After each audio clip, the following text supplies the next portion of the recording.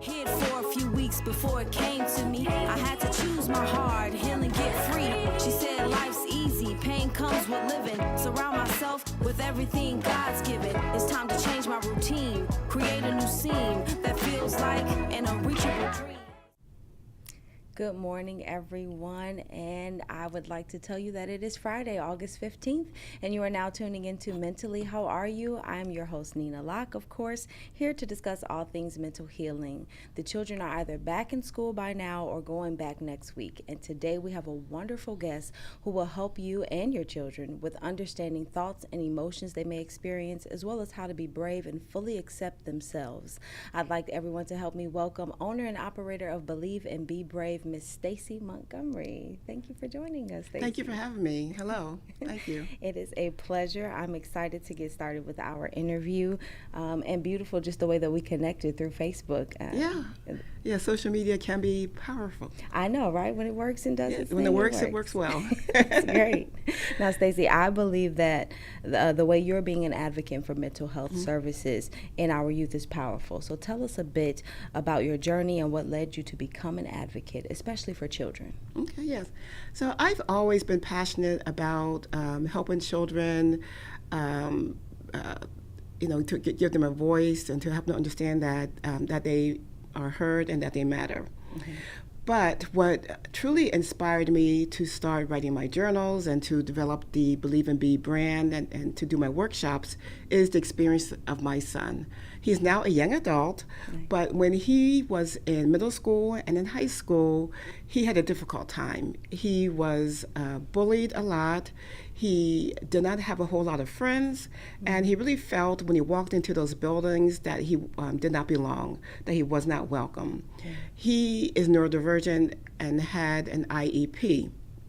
So the schools, the strategies that they used to help him, they were well-intentioned, but they were very ineffective. In fact, they had the opposite impact of helping him feel more confident. They helped him.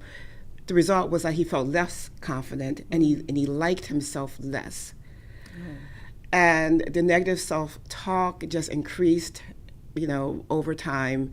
And he was led to believe, again, I do not think it was intentional, of course, that in order to have friends, in order to fit in, he would have to change himself to be more like the other students, as opposed to the other students, the general student body of the schools being taught to accept everybody. Right.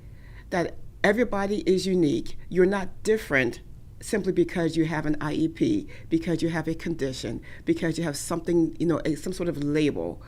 Mm-hmm. All of us, we're all unique. And that is a message that was not given to the students of the schools that he attended. So listening to him, going to the IEP meetings, talking to his teachers, listening to other parents whose children had similar experiences, I decided to do something about it, because I did not want my son to continue to feel the way he felt, and I did not want other students to experience what he experienced. Nice. And what you did about it was to teach him to believe and be brave, to be himself. So exactly. Talk to us about the mission for Believe and Be Brave. The mission is to help kids believe in themselves so that they would take brave action toward their goals. Mm-hmm. And so what that means is when a student likes themselves, loves themselves, they are more likely to care about their future. Yeah. They're more likely to pursue things that they like because they've thought about and they've identified what really makes them happy. And they want to achieve those goals. They are willing to be brave, to step out of their comfort zones because they care about themselves. Mm-hmm. And when you don't care about yourself, you're less likely to really try, to attempt new things, to really think about your future, to even believe that you have a future, or believe that you can. Mm-hmm. So so what I do through my series of guided journals, and I also do workshops, is to really focus on to help kids focus on themselves, and to identify what makes them awesome, and from there, confidence grows, self-esteem grows.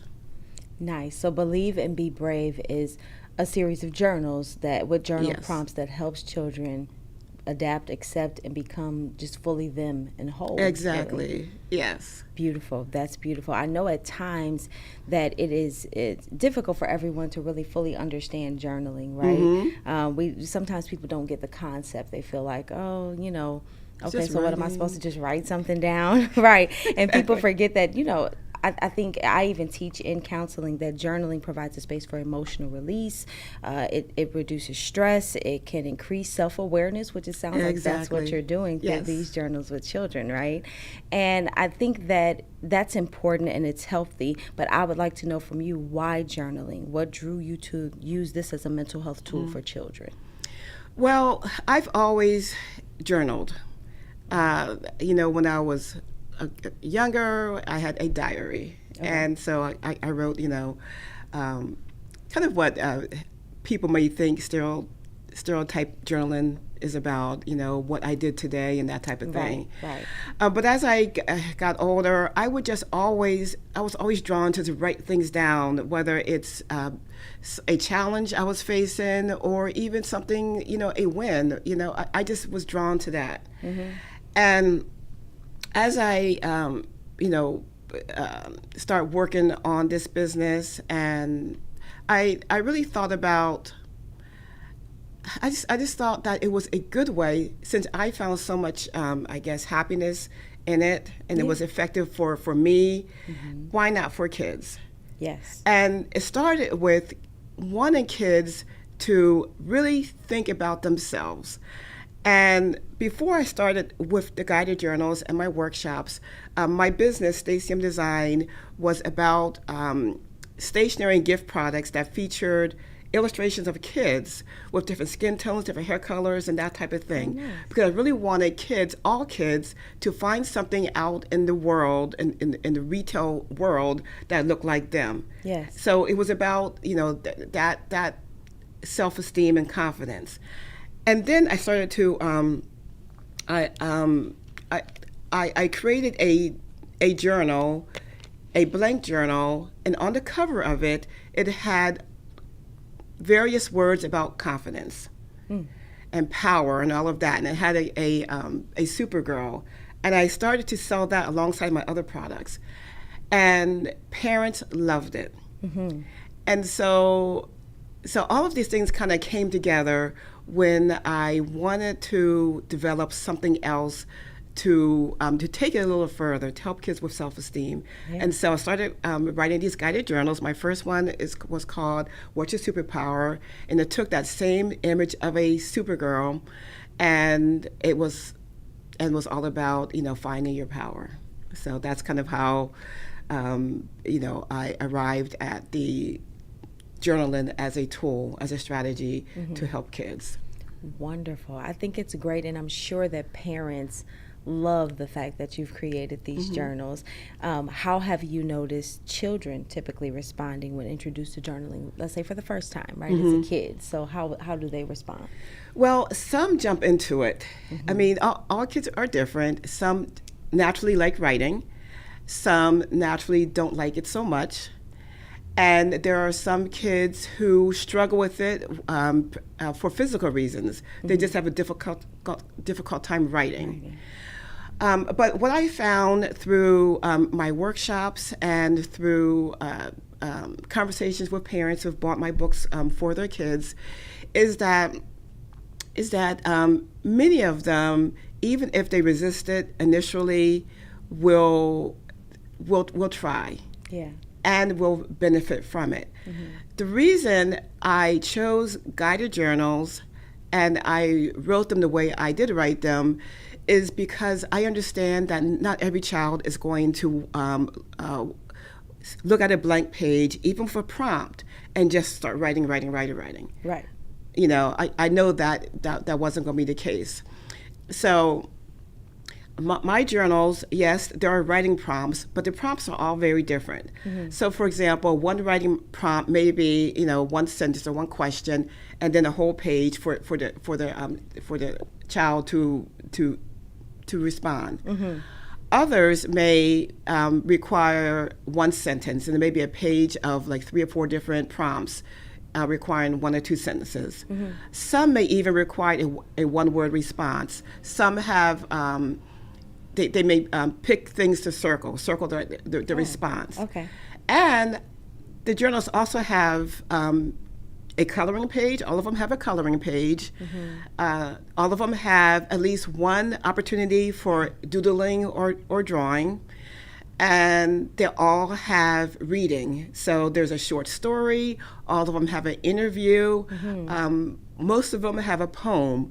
So regardless of, what a child is drawn to, there is something for every child. And I call them journaling activities.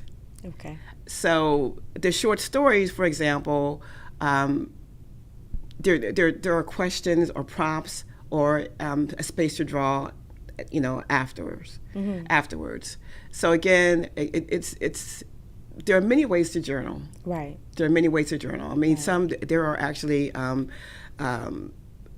whole books dedicated to drawing. Journaling by drawing. Yes. You could journal through video. Yep. So yeah.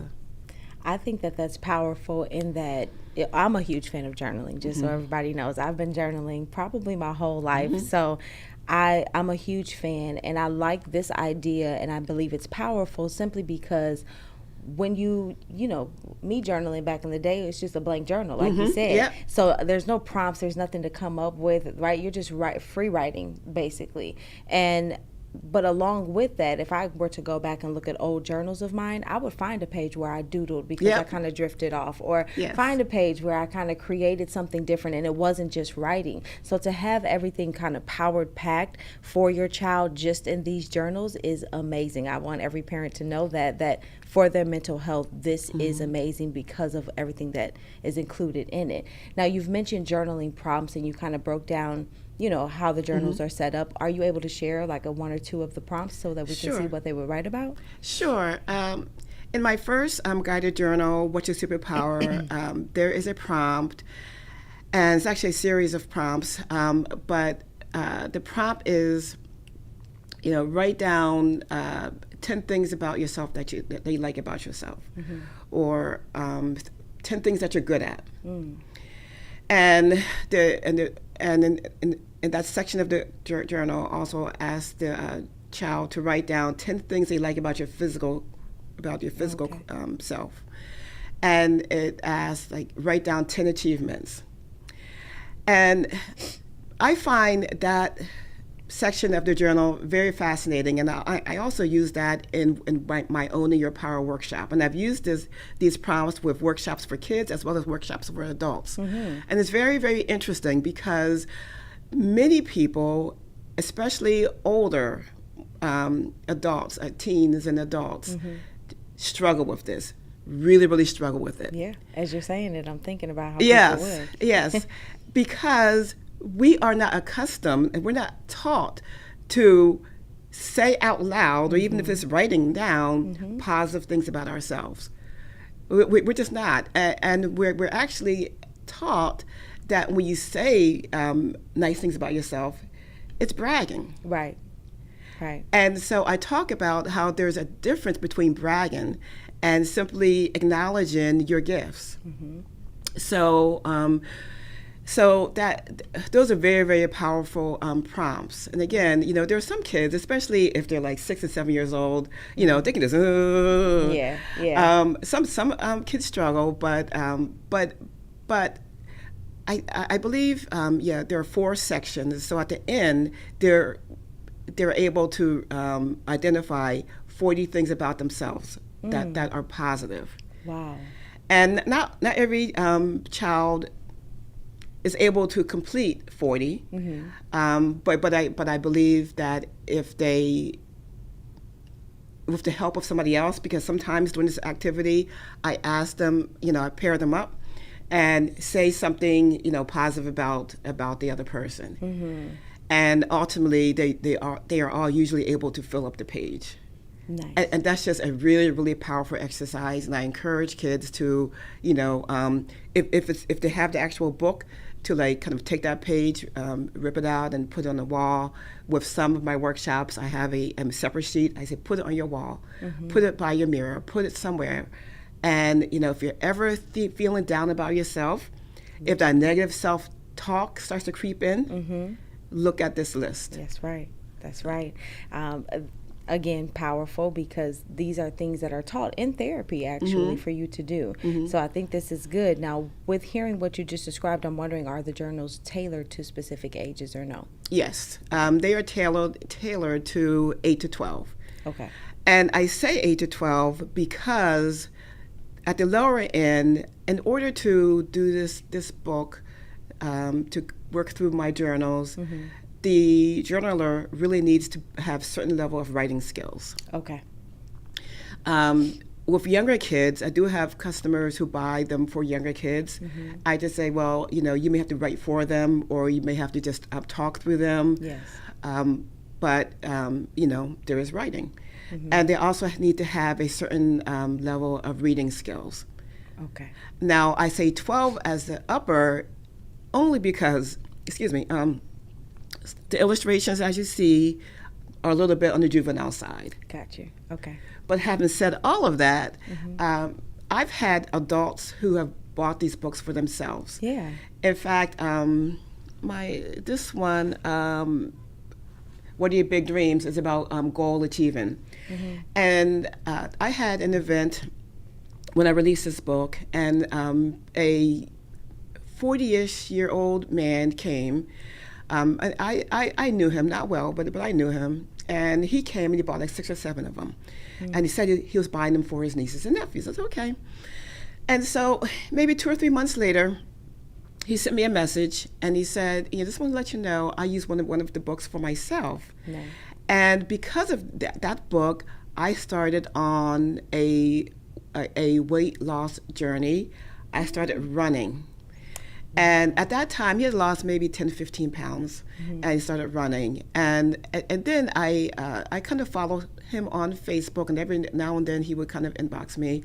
But, he's lost, I think, over 50, 60 pounds, and he is an avid runner. Wow. I mean, that's what he posts about. And it just makes me happy that going through this book just kind of gave him that, I guess, that little push he needed to just go for it. And another story, last year, a professor at a university in, I believe it was in Wisconsin, maybe Indiana, she told me that my book was required reading for her students. And the way it was very interesting, because I started getting all of these orders for, I have a book called What Makes You a Leader. It's about leadership, and then What's Your Superpower. I started getting these orders, which is great. And but they were all going to the same place, like the same town, the same area. I was like, this is really, so I just asked them, I said, I'm just kind of curious, why are you buying this book? Not that you shouldn't, but I was just curious. And I said, I noticed a lot of people from your area are buying this book. And she explained to, Professor, X, Y, and Z, told us we needed to buy it for this class. And so then I contacted her, the professor, excuse me, and she said that she noticed that her students do not view themselves as leaders. And many of them just are not very confident. Wow. And so I Googled looking for something for them. And she came across my books. And so these are 18, 19-year-old, 20-year-old students. And two of her classes, one was a freshman class, and one was, for upperclassmen. So we have these young adults, using the books. And she said the feedback was really positive. So yes, the recommended age group is 8 to 12, and but the information in the books, for any age group. Any age group. And that's why I asked that question, because I can see this being a family event, right? Like you said, even if there's someone younger, you can write for them. But with everything that children experience nowadays, Yes. with being online and bullying being shifted and different in school now, where it's heavier, Yep. I could see any child needing to use this, but also their parents. Like you said, just thinking about that list of saying 10 things positive about yourself. I have clients who are in their 50s, 60s who have a hard time doing even that. saying one thing. So to be able to journal about it, and I'm actually a fan of the illustration being kid-like, just because, you know, one of the coping mechanisms we promote in mental health therapy is coloring for adults, like those adult coloring books. So I think this brings that kid-like vibe out of everybody and helps you to kind of sit back and process through different events of that time for yourself and then move forward. So I do see this being for all ages, and I'm a fan currently. Thank okay? you. Thank you. Now, I do want to know, you have the prompts in here. Do you ever encourage free writing, or would you tell somebody to stick to the prompts? Well, in all of my journals, except for the most recent one, I released a new one on August 1st called How Can I Make a Difference? But in all of the other books, there are at least 4 pages, and there isn't really a prompt. It's called Speak Your Mind.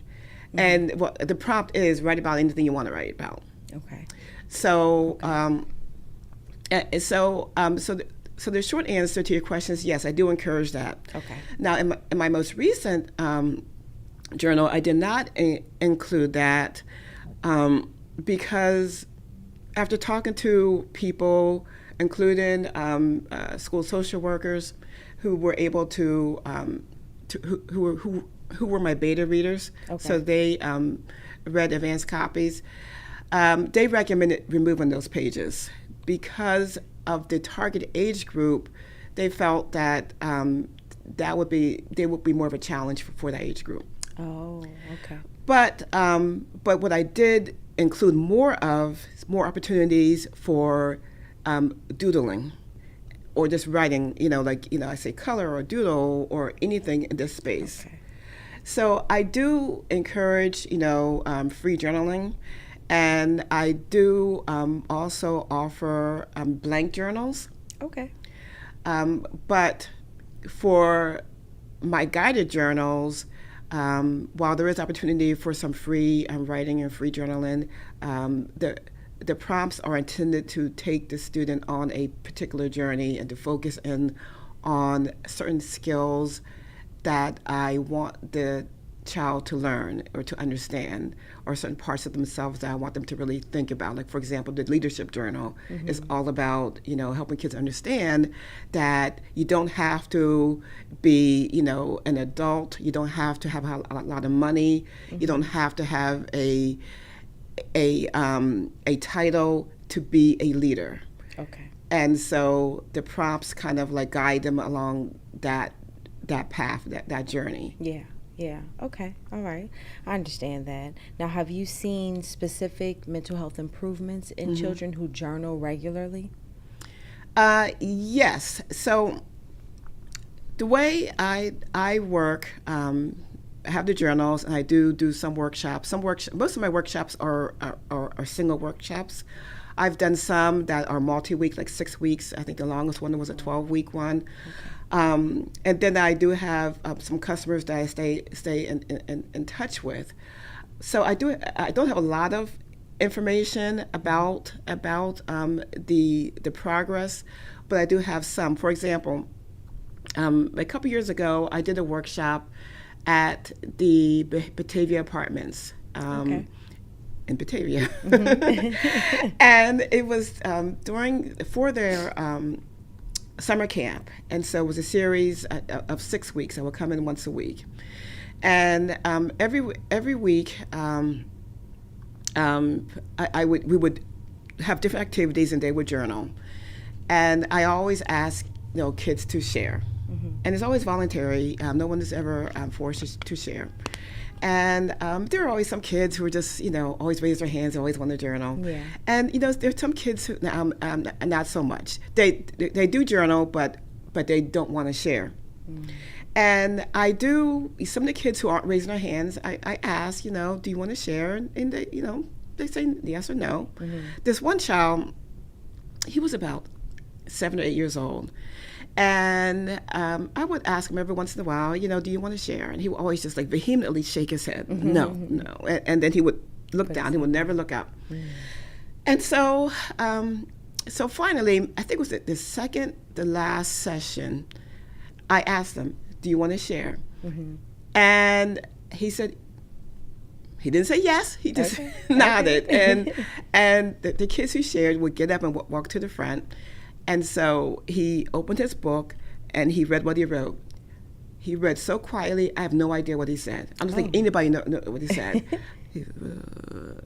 And then he went back. And I didn't ask him to repeat. I just said, thank you. I wanted to jump up and down, I just really wanted to just leap. I wanted to give him a hug. I wanted to do all that. But I was like, okay, stay calm, Stacey. But, thank you, And so then the next session was the last session. And so we did like just a few quick activities, but it was really a celebration. We had, some cupcakes and, that type of thing. And so I was, gathering my stuff, ready to go, and I kind of saw out the corner of my eye this boy just looking at me from across the room. And I was like, and so, gather our stuff. And then I just felt this thud. He had run over and just like grabbed me and hugged me. Oh. And he didn't say a word. And then, he just, went, about his business. Yeah. So from that experience, I know that he was gaining confidence. Yeah. Because, he wasn't able or willing to walk up to the front of the class for the first several weeks. And he finally did. And then and it was clear that he appreciated, the experience. Yeah. So that was that just stays with me because I believe that if teachers, if schools made this a regular thing, then they would see these types of mindset changes, these transformations. And I'm sure, as a therapist, you see that over time. And that's a message I want to give schools. You need to do stuff like this over time. Got you. And you will see the transformations. Yeah. Another example is my son. He's a young adult. He's now 25 years old. And I'm always, as he would describe it, bugging him about journaling, annoying him, cue the rolling of the eyes, I don't, especially as he got, older, I don't bug him. I just kind of like, whisper in his ear, kind of like, and so about a year and a half ago, he said to me, he said, Mom, I want to tell my story. I want to write a book about my story. And again, I wanted to just jump up and blah, blah, blah, but, calm down, Stacey. and so we, had a conversation about that. So actually, this was about 2.5 years ago. And I tell his story all the time. And, with his permission, I've told his story for years. But he never, told the story himself. Okay. And so, I encouraged him. So about a year and a half ago, he wrote this post on his Facebook page, telling his story. He didn't tell me about it in advance. He just wrote it and it just popped up in my feed. It's like, wow. And he shared, some aspects of his journey. And he's also been more willing to step out of his comfort zone and just do things that give him joy, and to talk about his journey, not just on that Facebook post, but we were on a panel at the library a few weeks ago. He told his story. He's talking about perhaps writing a book. So again, it's you're not going to see change or that major mindset shift after a day, after a 45-minute session. But you may see something after, going through an entire book, having conversations with your child or with your student, an ongoing thing, kind of like therapy does. Right.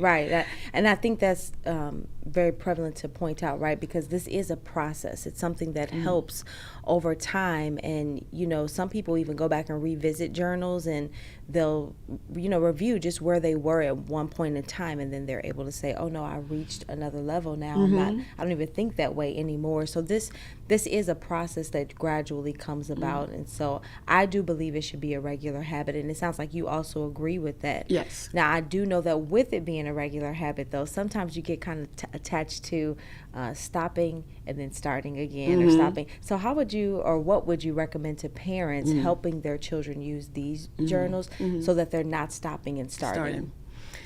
Well, there's a feedback that I got from one parent. She bought her daughter their journal, and it was at like a vendor event at the table, and and so I always tell parents, I recommend, maybe they do one activity, one journaling page, and one section, maybe once a week. Figure out a good time. During the school year, it might be something to do right before they go to bed. It might be a weekend activity, and find a comfy place. Where there's no distractions, not in front of the television. Right. The phone should be somewhere else. That type of thing. So. Help your child incorporate it into a routine. Well, this particular mom, she sent me an email maybe a week later, and she said her daughter did the entire thing in one day. She loved it so much. Oh, wow. Okay. And so I was like, okay, but yeah, make it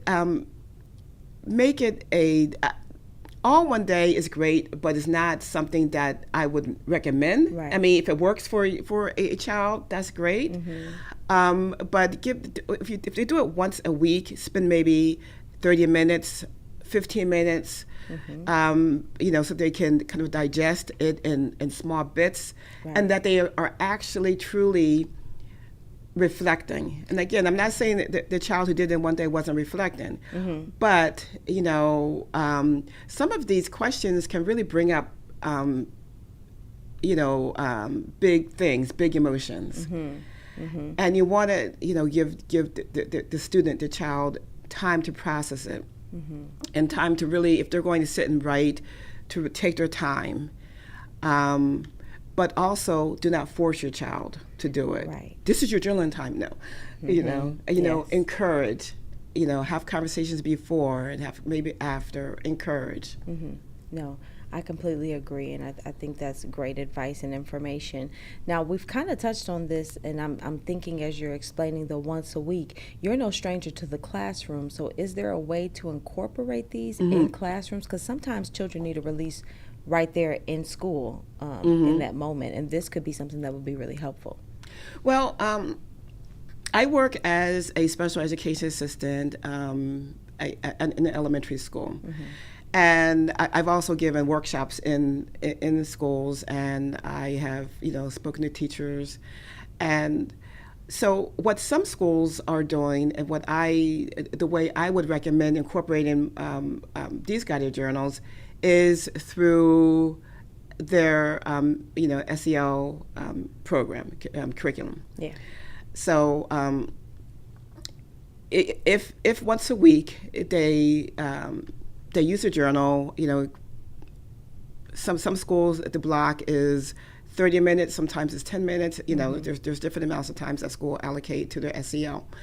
So once a week, use their SEL time to spend 15 minutes writing. Yeah. It really doesn't take that much time. Right. It really, really doesn't. And if a child is, needs to step away and journal, then that whether it's the SEL director in the school, whether it's it might be the special ed teacher, and maybe whoever would be that person, or even the classroom teacher, because many classrooms have common areas. Right. Pull out your journal and why don't you go sit in the common area and maybe write on page 3, whatever the page is. Or do you want to journal? You could journal. There are other things that you can do, but give it as an option. Right. So it's the way I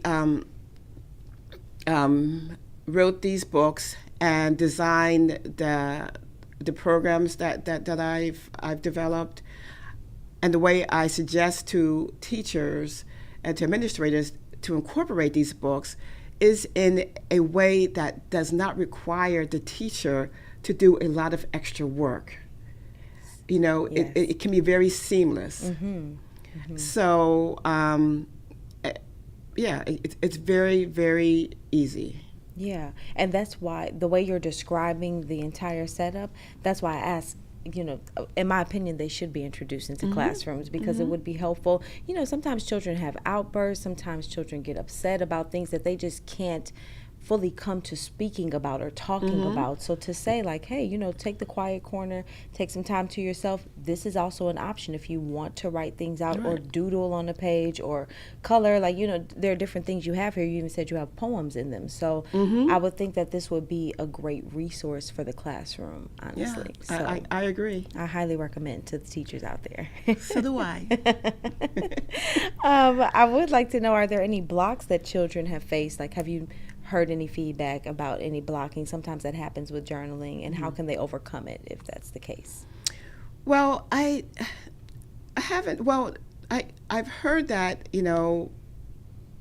as I mentioned before, some kids just don't like to write. Right. And so to encourage them to write, especially if it is evident that that this would be helpful for them. Having a conversation. Let's talk about this topic. Let's talk about this. And okay, so you have a conversation. I say, look at this page. Why don't you just write down some of the things that you shared with me? Just write them down, because then you could go back and look at them. Yeah. And look at this information. Or, okay, I know you don't want to write, but you know what? Can you draw a picture? Right. Or just write down some words. Right. Just write down some words. So I do find, I have found that with kids who are hesitant to really get going, once they start doing it in their own way, they will keep doing it. Right. So simply because a page has a question and then, okay, kind of 3 lines to write a sentence or 2, maybe for that child, they rather just write some words, as opposed to full sentences. Got it. Or doodle a little bit, Got it. So,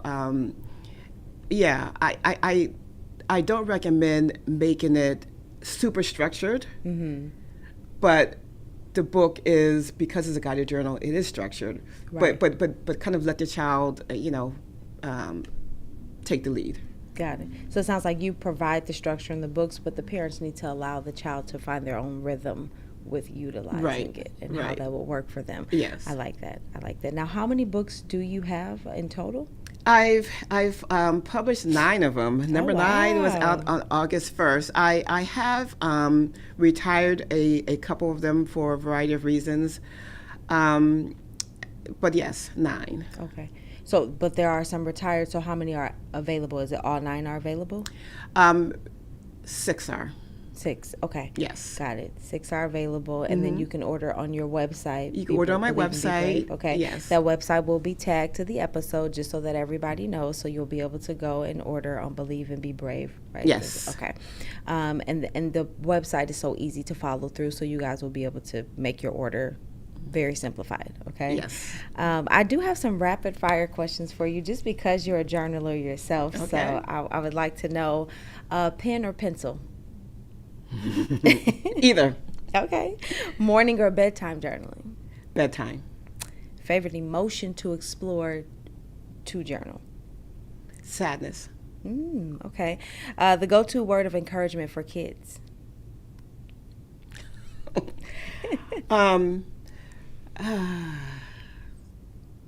For my phrase, be brave. Mm-hmm. Brave. Be brave. One thing children should hear every day. That they are loved. Yes. And finish the sentence. I totally agree with the last one. Journaling can make kids feel what? Seen. There you have it. That's our rapid fire for today. Now, before we go, I do want to know, do you have a favorite journaling prompt that maybe families can explore and visit tonight after watching this episode? The prompt about list 5 things that you love about yourself. I think that is perfect for a family to explore together, so that everybody can see. It's important to see somebody else be able to speak about themselves, and like you said, it's not bragging, but to see like, no, this is a good thing to understand and know these things about yourself. So that's the perfect one to use. May for I add tonight. something? Yeah, of course. So,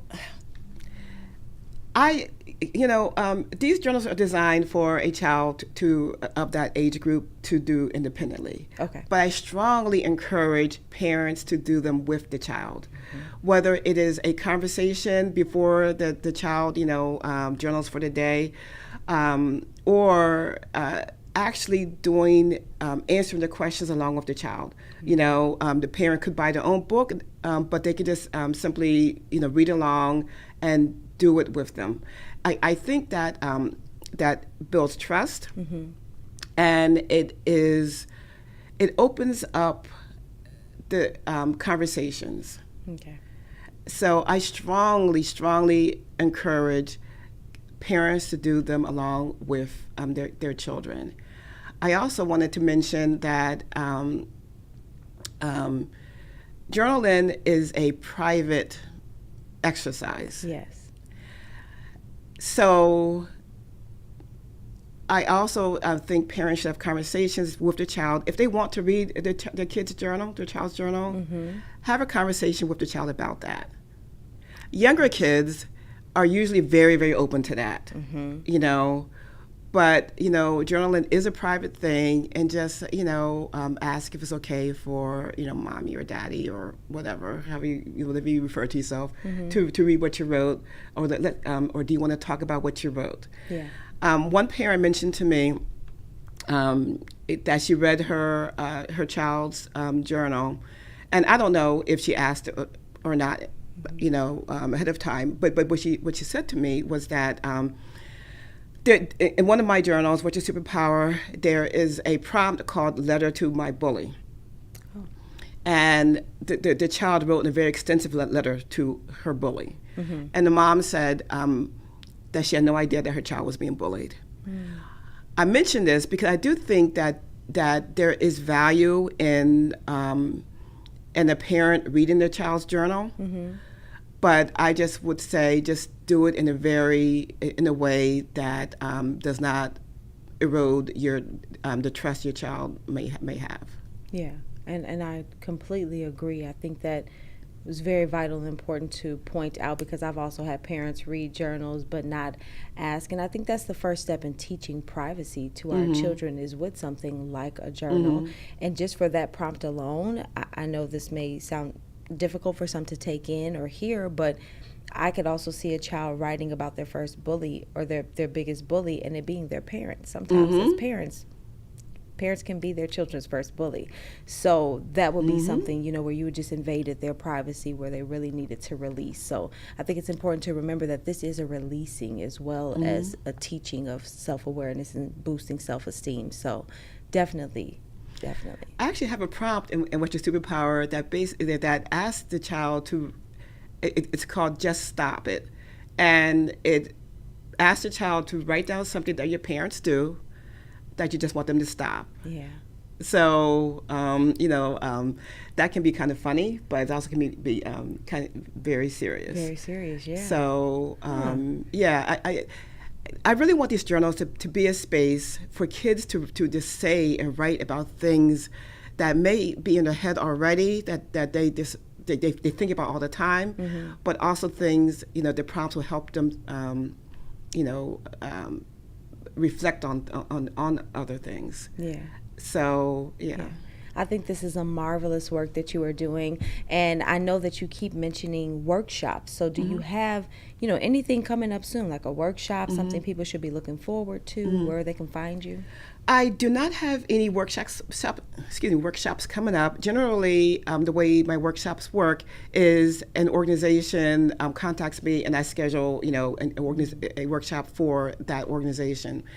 But in November 13th is National Kindness Day, and I expect there to be some things going on around town related to my most recent book, How Can I Make a Difference? In fact, I'm talking to one of the bookstores around here about having an event there.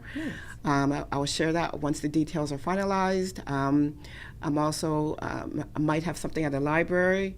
So I will definitely be sharing that information on my website and on my social media. Okay. And your social media is what, just so that everybody can know? It is Believe and Be Brave. So on Facebook, Believe and Be Brave. On Instagram, Believe and Be Brave. And on LinkedIn, it's my name, Stacey Montgomery. Okay. And that's how you find Stacey and these amazing journals that she has formed for your children. In fact, Mentally How Are You is going to buy 6 of them, so we'll buy the 6. Now, one is, you said you sold out of your newest one, right? Right, but I'll have it next week. Okay. Yeah. So generally, when you buy my journals, I ship within 1 to 3 days. Okay. If it happens to be out of stock, it's maybe 5 days. So it's less than a week before they ship. Okay. Well, since children are back in school, Mentally How Are You will buy 6 copies, and then what we'll do is just provide those to the parents who reach out to us via email, which is at mentallyhowareyou@gmail. So yeah, why not? They're back in school. It's something that we need to get into, and like I said, I'm a huge fan of journaling, so we're going to do that here for you at the show. Thank you so much. Yeah, no and thank you for problem at all. having me. Of course. Thank you for being a guest. Thank you for coming. Everybody doesn't know how this works behind the scenes, but Stacey was on top of making sure to get here today. And it was a quick process, probably the quickest one, but I'm glad that you came, and I thank you for sharing your story and your son's story. Congratulations to him as well. Thank you. Is there anything else you'd like to provide or give to families before we leave today? I'll just say, have conversations with your child where you encourage them to be kind to themselves. We all teach our kids to be kind to others, and that's a good thing. But teach them to be kind to themselves, and teach them what that means and what that might look like, and do your best to model that for your kids. And that's your mental health tip for today. I want to thank you all for sitting with me on this episode of Mentally How Are You? Of course, as always, it is my hope that you are leaving more stable than when you came in. I will see you all next Friday. Bye, everybody. No judgment, just love, so I can be me. I'm tired of hearing it's okay not to be okay. Just want the dark days to go away. Mentally, how are you? How are you? Yeah, I know it's hard, but you can get well if you want to. Mentally, how are you? Yeah, I know it's hard, but you can get well if you want.